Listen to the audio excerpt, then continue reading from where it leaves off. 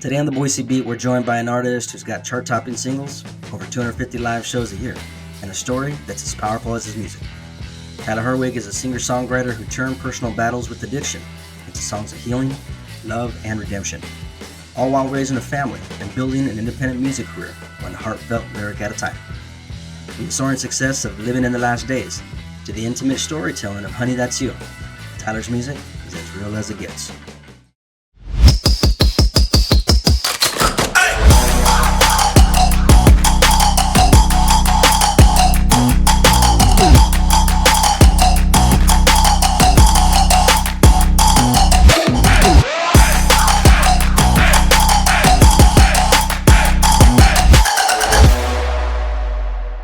Tyler, what's happening, brother? How you doing? I'm doing well, man. How are you? I'm doing fabulous. Thanks for jumping on here, spending some time with me. I'm excited to get to know you a little bit. The listeners get to know you a little bit as well. And yeah, you got so many cool things I want to talk to you about. You juggle so many different hats: artist, writer, singer-songwriter, dad, husband. Right? How do you juggle all the things? First of all, oh gosh, years of practice and one day at a time, and sometimes minute by minute. You know, it's I think a big piece of it is you have to remember what's most important.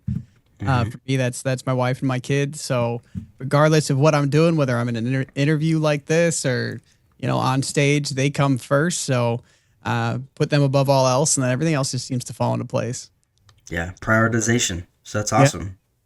So you got some discipline already kind of dialed in your life. It sounds like then as an artist and all the things. Absolutely, you got to be disciplined. I mean, part of being an artist and a singer-songwriter is you gotta never give up, and you gotta just kind of keep going. So when life throws you lemons, make some lemonade out of it, and take your aggression out in something productive. So if I'm having a bad day, I'm gonna write a song about how I had a bad day, and if I have a good day, write a song about how I had a good day. That always keeps me moving forward.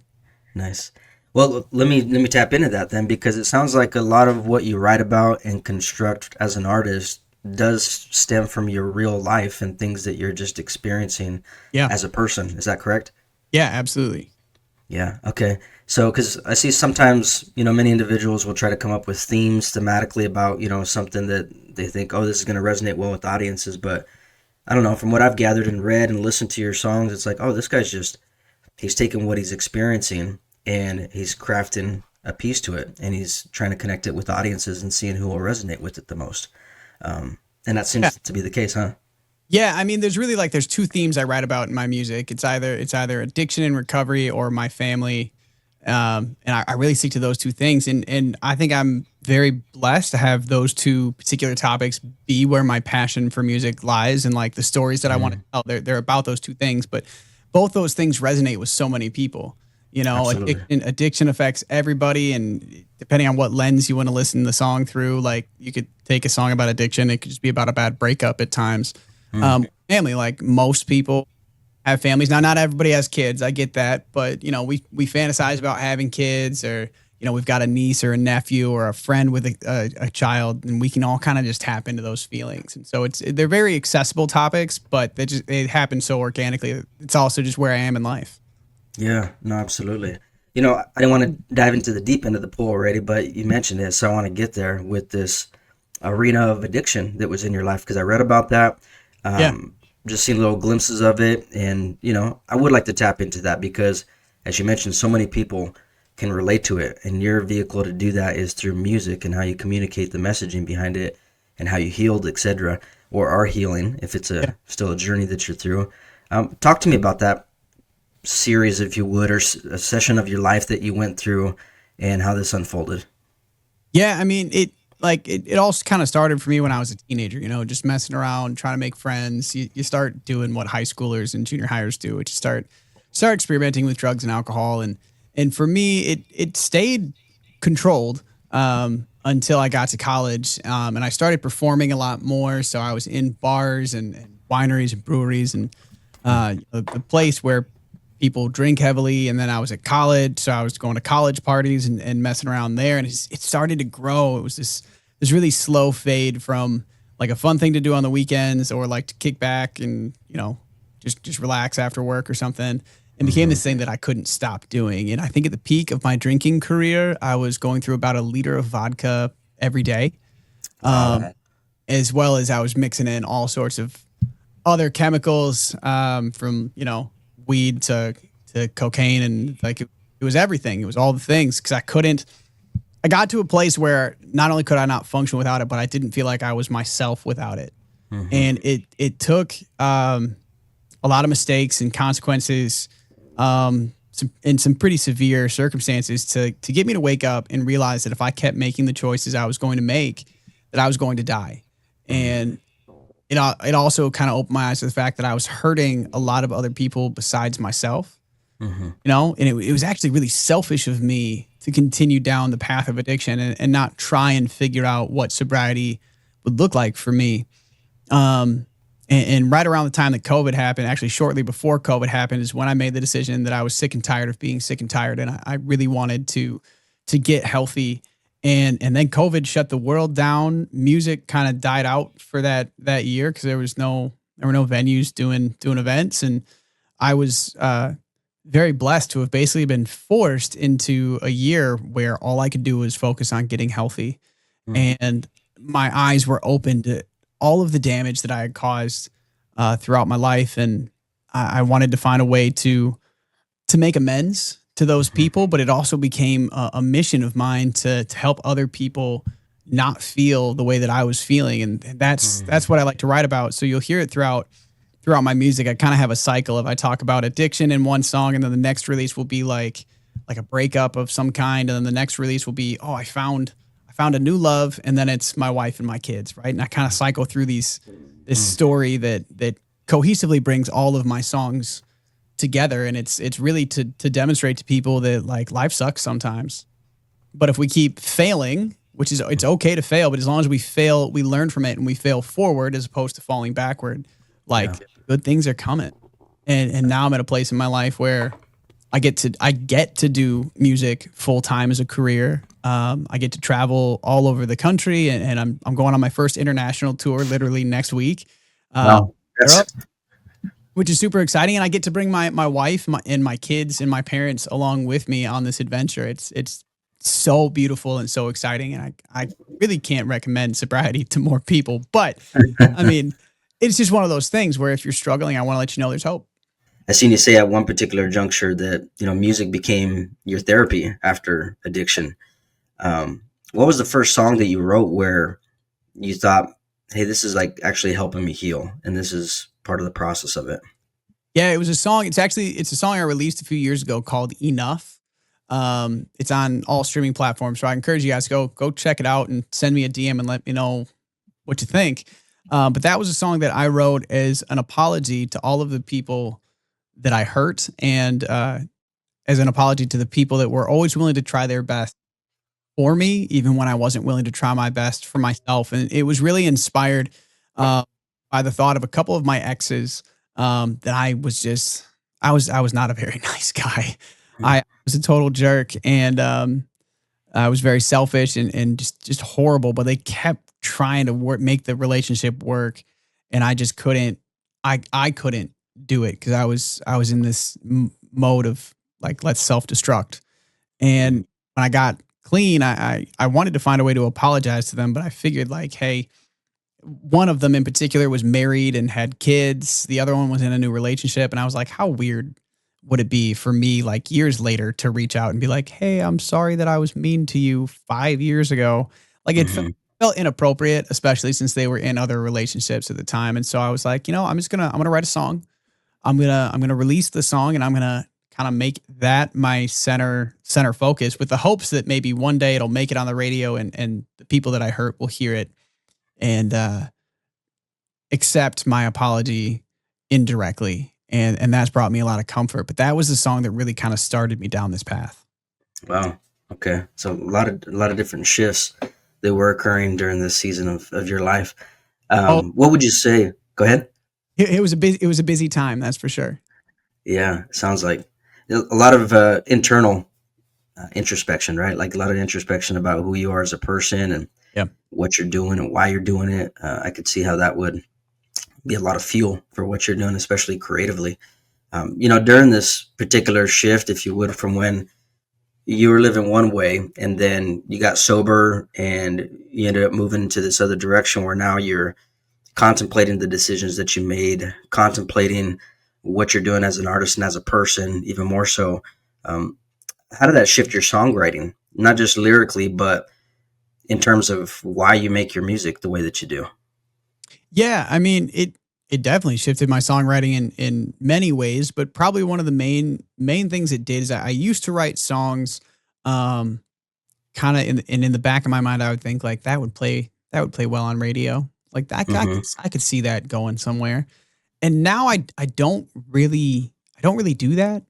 Uh, Mm-hmm. part of that is the blessing of social media has continued to grow, and so you can have a lot of success without mainstream radio success.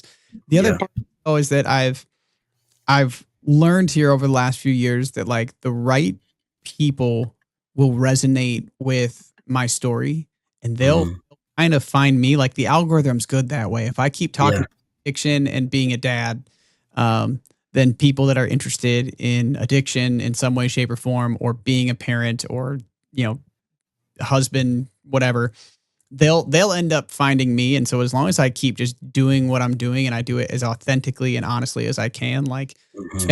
fans will come. I may never have a number one on the radio, but if I can uh, rest my head on the pillow at the end of the day, saying like I think I helped somebody today with this song, then like it was a really good day. Yeah. Absolutely. That resonates with me a ton because in the marketing realm, it's been said that, the audience that you're after, they already exist. They just haven't discovered you yet. So it's creating enough content authentically and genuinely like yourself where people can then discover it. And it sounds like that's what you tap into. You already know that, Yeah. yet there's an audience for you. You're just creating the content so that they can actually find you and you're doing it genuinely. So that resonates with me a ton. But as far as success is concerned on some of your tracks, you have had some notoriety, specifically with like, your singles, Living in the Last Days, which I want to talk to you about a little bit. What's the real story behind that song and what does it mean to you now that you have it and if and when you play it live? Yeah. So that it's such an interesting song to me. So it all was in that song was inspired. I wrote it during COVID, and you know, if we can flash back in our minds here for a moment. Everyone thought the world was ending and we were all going to die. Um, Yeah. and so I kept hearing people say like, "We're living in the last days. Like this is the end." Like regardless of what side of the political spectrum you were on, most people were freaking out to some degree. Like Yeah. maybe some more than others, but like I kept hearing it that we were living in the last days. And I didn't fully like I was precautious, don't get me wrong, but like I didn't think that the world was ending. Like this was not World War Z and we're all gonna become zombies and like Hmm. and it is on its last legs. Like I had more hope. But I started thinking about what it was like for me when I was in the like when did I feel that way? And for me it was always in the middle of like a breakup. Like I had been in so many relationships that I could see they were coming to an end because of the Hmm. thing I was doing and the choices I was making, but like Yeah. wasn't going to be the one to like cut the cord.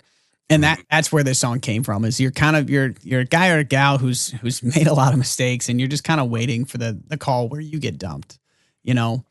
And that song ended up I released it back in September of 2023, so a couple years ago now.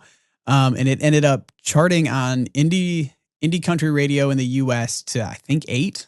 It was Hmm. 7 or 8 in the US on indie country here and then 4 over in the United Kingdom.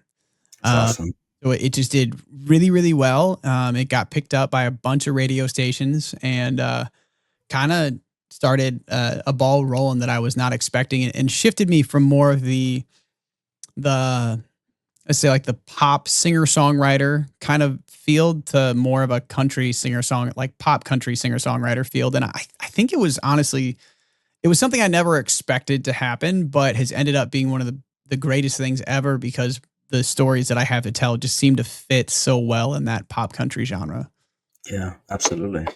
Along that same train of thought, one of the other recent tracks that you have, Honey, That's You. Yeah. I understand it was inspired by, a quiet family moment that some might not even observe or pay attention to? Like, what's the secret sauce, if you would, of how you capture, a special moment and turn it into something universal that people can connect with?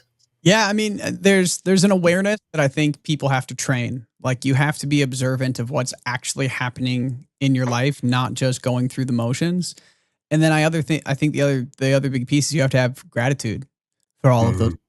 Like you got to be looking throughout your day because it can be the most mundane things. Right.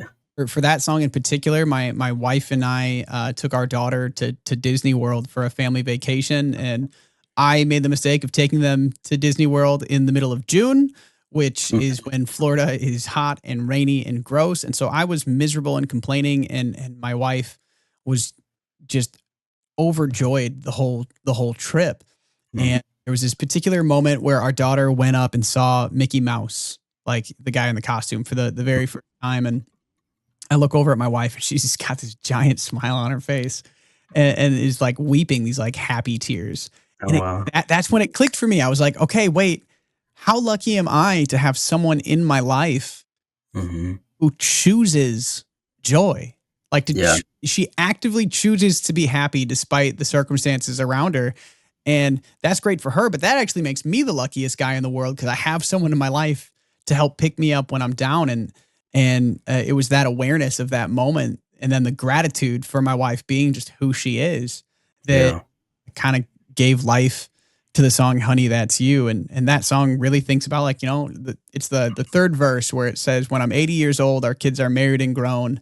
Um, I know who I'll still be holding on to." You know Hmm. that line, Hmm. that's the crux of the song because it's like I could be here in the middle of shit, or Hmm. I could be 80 years old looking back on my life, but as long as I've got this person next to me, I know it was a good life. Yeah, that's awesome, man.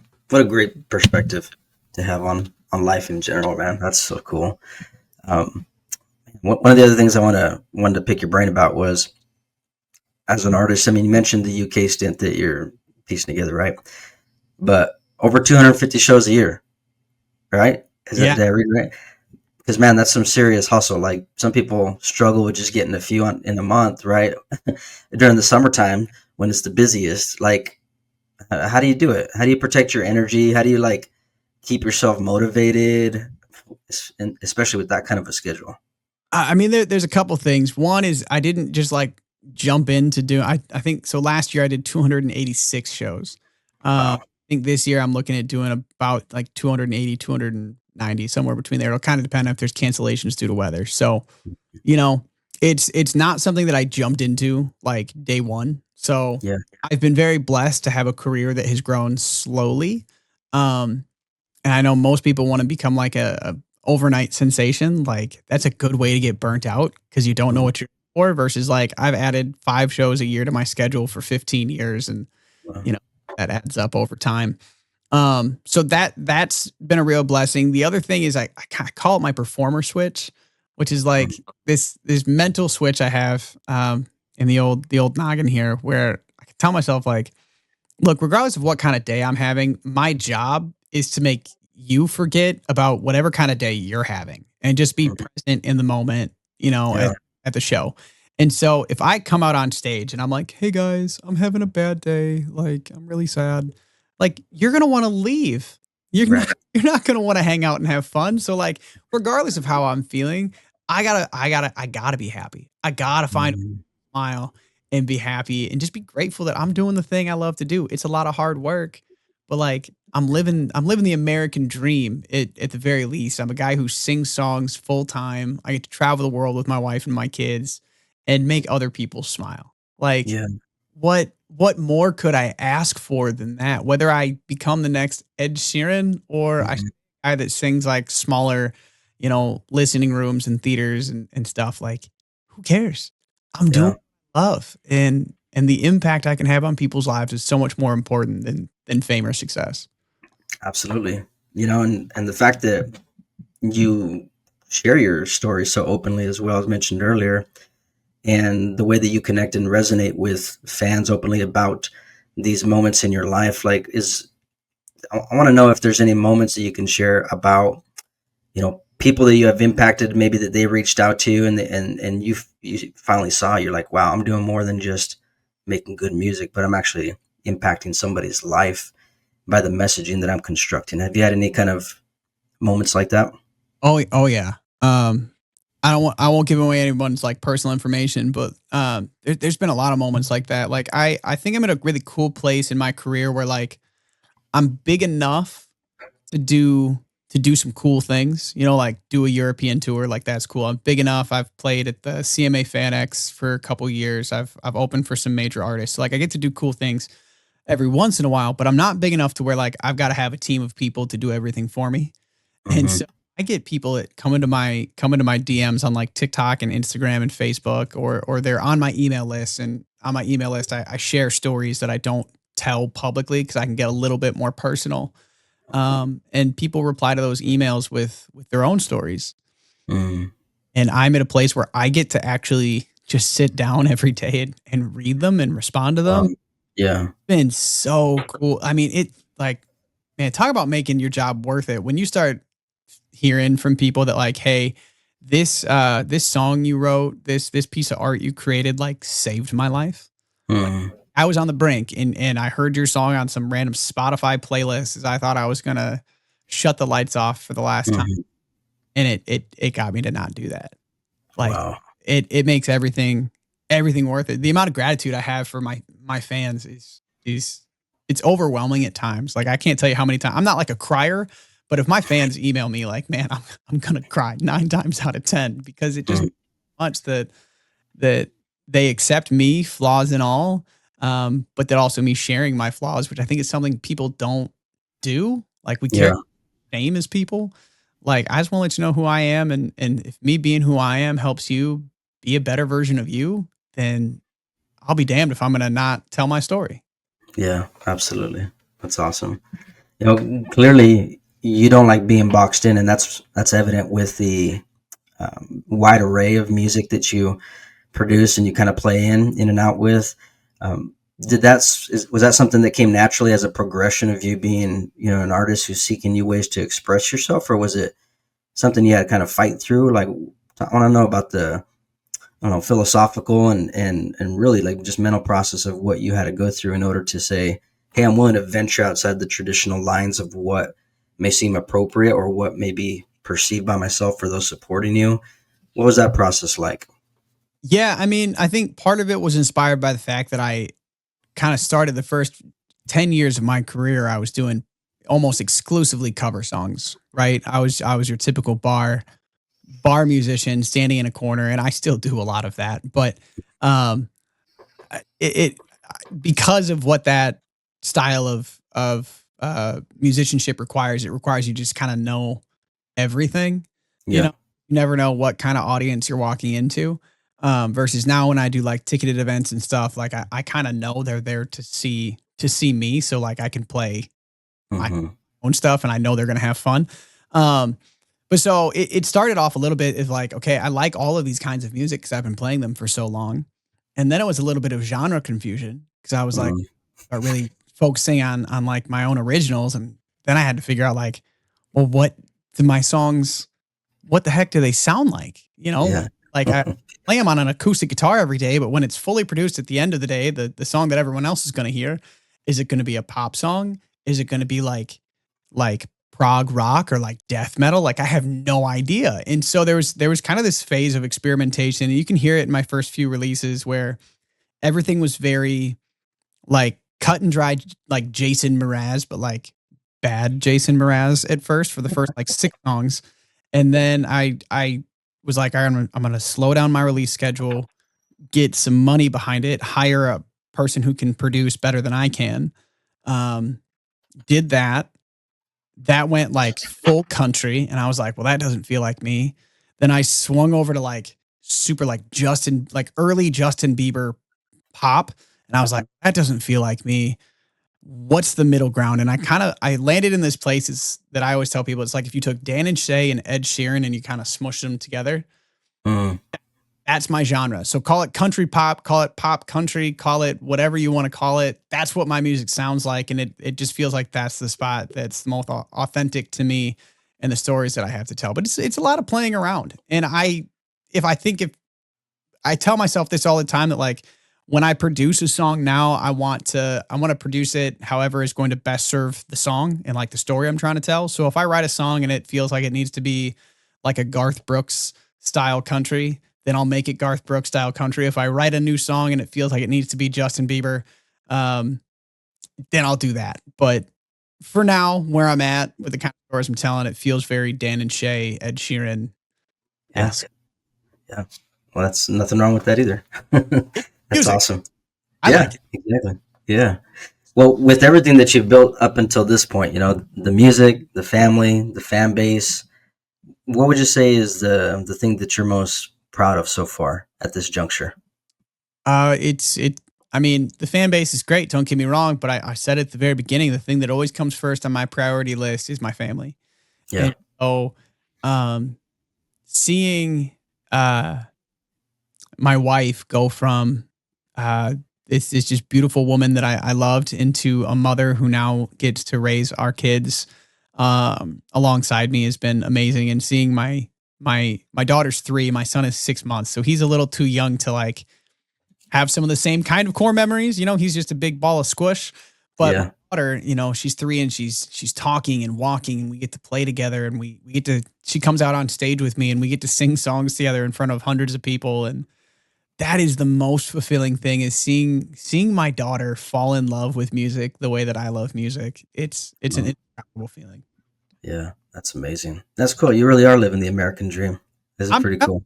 telling you, man, it's like I said, it's hard work. I work 12-hour days, 7 days a week at minimum, uh, Hmm. but I freaking love what I do. So it's Yeah. okay. That's awesome.